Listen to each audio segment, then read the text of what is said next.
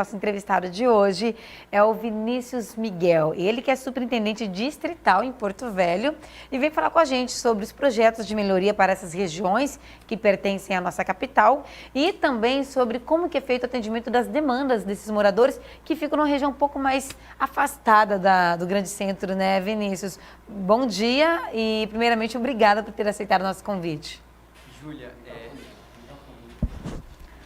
eu esqueci que eu não estava com o microfone de lapela. Desculpa. O Reginaldo já deu um toque aqui e tá tudo certo. Seja bem-vindo, Vinícius. Obrigado, Júlia. Obrigado pela oportunidade, pelo espaço. Eu acho que é essencial, gosto sempre de começar com essa saudação à imprensa, que é uma oportunidade que os gestores públicos têm de prestar contas, de dar efetividade à própria ideia de transparência e de uma publicidade institucional. Do contrário, os alcances, por mais que nos esforcemos enquanto gestores públicos para divulgação e disponibilização dos dados, acabamos restritos a um pequeno número de pessoas. Então, sem imprensa não existe democracia e sem os dois, sem imprensa e sem democracia, não temos gestores públicos, né? Temos meramente pequenos tiranos em seus cargos. Então, obrigado por esse espaço. Mas sim, a Prefeitura de Porto Velho, essa ideia capitaneada pelo Dr. Hildon Chaves, de criação de uma pasta com atribuições específicas para olhar pelos distritos. Até porque a superintendência distrital é uma superintendência que foi criada nessa gestão, né, Vinícius Miguel? E isso se deve à alta demanda que existe nessas regiões? Sim.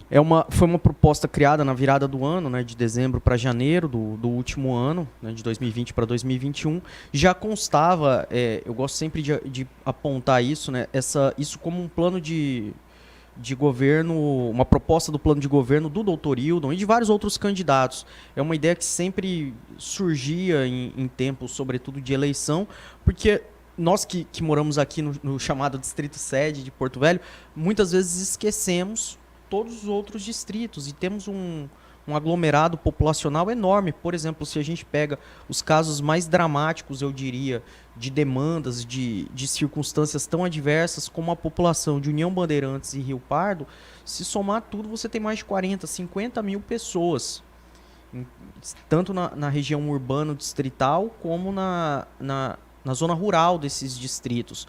Então, se você vai para a Ponta do Abunã, você pode estimar facilmente 30 mil pessoas.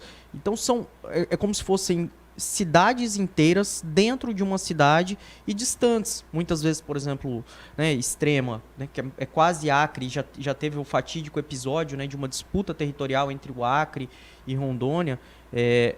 Extrema é quase 400 quilômetros daqui. Então é mais fácil você chegar em outros municípios como Itapuã, Ariquemes, do que propriamente chegar dentro de um distrito que está dentro de Porto Velho, porque a nossa capital ela é territorialmente uma capital grande e que agrega muitas localidades, como você bem citou, né? Sim, sim. E são realidades que muitas vezes implicam em enormes desafios para a gestão pública.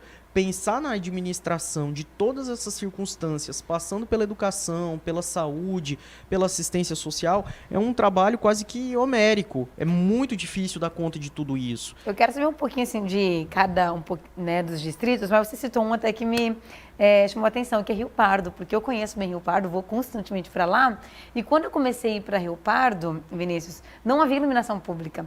Existia um horário em que ligava o motor, aquele dia, depois desligava o motor e ficava o resto do dia sem iluminação. E hoje o distrito já conta com iluminação pública em toda a região central ali.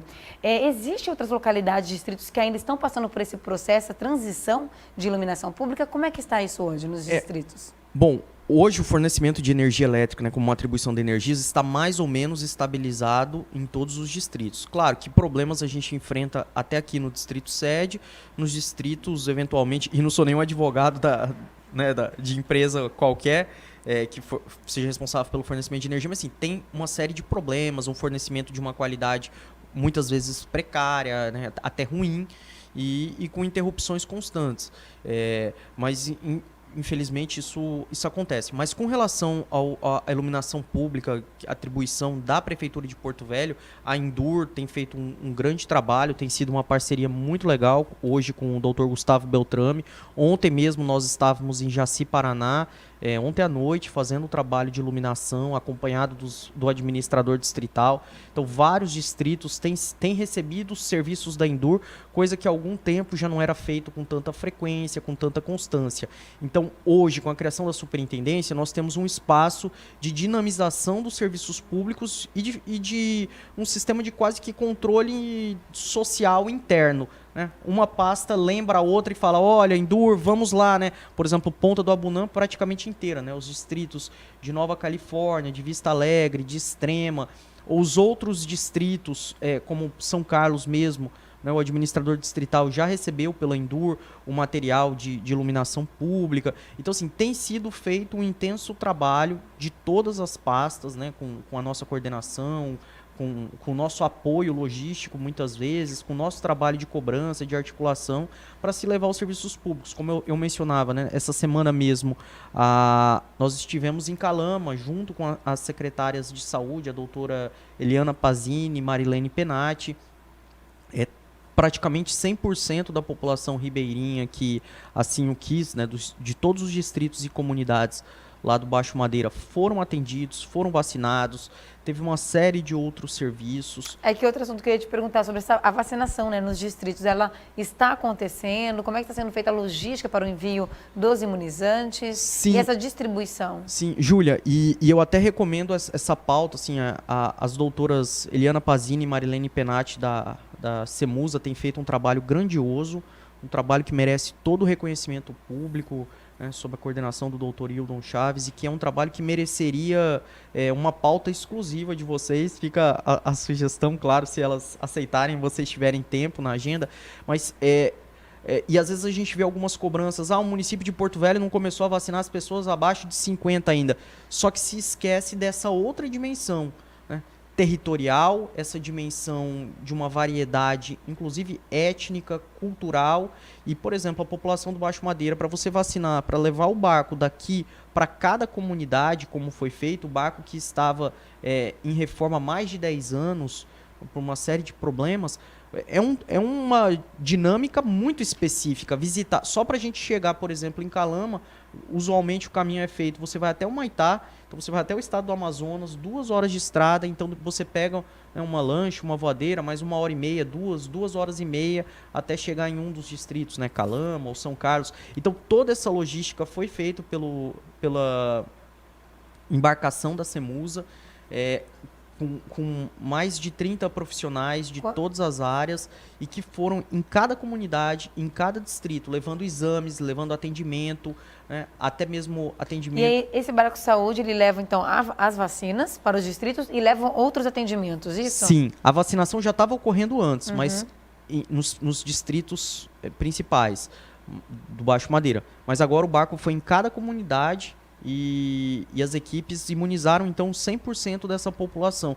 O que é um trabalho, assim, heróico, um trabalho valoroso, que, como eu disse, a doutora Eliana e a doutora Marilene merecem todos os reconhecimentos e elogios por isso. E às vezes a gente não imagina essa dinâmica. Se é difícil coordenar o trabalho, até de preservação das vacinas, de logística, de distribuição, de aplicação, e agora até mencionar um trabalho que às vezes fica nos bastidores, a criação do aplicativo para agendamento, né, que é o SASE, né? Sim. A gente reforça aqui para que as pessoas baixem o aplicativo. Para ativar, tem que colocar o código PVH21 para poder receber o agendamento. Isso facilita muito, né? Perfeito. E é um trabalho de bastidores, por exemplo, o Saulo Nascimento, que é o superintendente de tecnologia da informação, trabalhou incansavelmente com a sua equipe para mais ou menos organizar isso. E se hoje, às vezes, nós vemos algumas críticas muito mordazes sobre alguns aspectos, mas tem fila. Sim, mas é o que está sendo possível de se fazer nessa coordenação do trabalho. E aí, nessa parte de digitalização e virtualização, a nossa superintendência também criou uma série de canais de comunicação. Nós estamos, até faço aqui esse trabalho de divulgação, se procurar em qualquer rede social, Twitter, Instagram, Facebook, nós estamos lá, Superintendência Municipal de Integração e Desenvolvimento Distrital.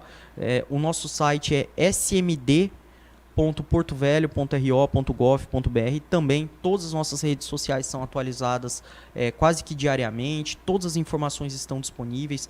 Podem entrar em contato conosco. Disponibilizamos, foi uma das nossas primeiras ações, um e-mail e um canal de WhatsApp para falar direto com o gabinete aqui. Então, queixas, demandas, reclamações, denúncias, nós estamos recebendo e encaminhando. Então, o que antes, muitas vezes, né, nós falávamos, alguém lá de Vista Alegre, alguém lá de isso Extrema. Que eu queria te perguntar, né? Como que é feito esse acesso? E todos os distritos hoje, eles contam com acessibilidade, seja de linha, né, sinal telefônico, internet, para poder estar passando as demandas e solicitando que, como por exemplo, às vezes um distrito mais isolado, cai energia, precisa acionar alguém, né? Ou tem um problema sério na questão da saúde. Tudo isso hoje tem acessibilidade através de internet? Sim, inclusive sem prejuízo desses outros canais tradicionais, como os canais da ouvidoria do município. Inclusive algumas coisas que a gente recebe, eventualmente pode ser o caso de encaminhar para a ouvidoria e não exatamente nós darmos o processamento. Mas assim, isso é uma forma também e que não existia. São soluções que a gente pode pensar que são extremamente simplórias, e talvez o sejam, mas que são inovadoras e criativas e que até então ninguém tinha feito. Você não tinha um canal de comunicação de falar, olha, como é que eu falo direto com a prefeitura para demandar um serviço, para dizer que teve algum problema. Eu acho que não tem número aqui na tela, mas eu vou até falar o número que é o WhatsApp, né, Vinícius? Acho que eu tenho aqui, me mandaram, que é o... Anota aí. 98473 3832. Esse é o WhatsApp para poder entrar em contato, então, para poder solicitar um atendimento, fazer alguma denúncia, falar sobre uma demanda, né?